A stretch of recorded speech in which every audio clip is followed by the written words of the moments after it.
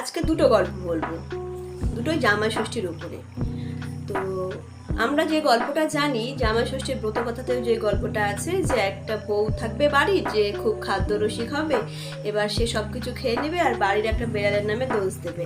আর বেড়াল যেহেতু মা ষষ্ঠীর বাহন, তাই মা ষষ্ঠী রাগ করবে, করে যা হওয়ার হবে। তারপরে এই গল্পটা আমরা মোটামুটি কম বেশি সবাই জানি, এটা ষষ্ঠীতলাতেই বলা হয়। কিন্তু আমি সেই গল্প দুটো বলবো যেগুলো আমরা হয়তো অনেকেই জানি না।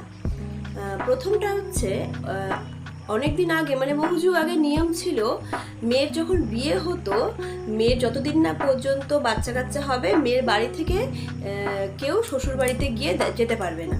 হ্যাঁ, তো সে তখন মেয়ের বাবারা মেয়েদের বিয়ের পরে মানে খুব ইয়ে করতো, মানে মেয়েকে এক ঝলক দেখার জন্য হাপিত্তেশ করে বসে থাকতো। কিন্তু কিছু তো করার উপায় নেই, মেয়ের যতদিন না বাচ্চা কাচ্চা হচ্ছে সে ততদিন আসতে পারবে না বাপের বাড়িতে। তারপরে এই সমস্যার একটা সমাধান বার করা হলো, যেটা হলো সেই সময় সমাজ তখন একটা সিদ্ধান্ত নিল যে জ্যৈষ্ঠ মাসে ষষ্ঠীতে আমরা জামাই ষষ্ঠী বলে একটা দিন ইয়ে করি, যেই দিন জামাই মেয়েকে শ্বশুর বাড়িতে নেমন্তন্ন করা হবে এবং জামাইকে ভুরি ভোজ করে খাওয়ানো হবে।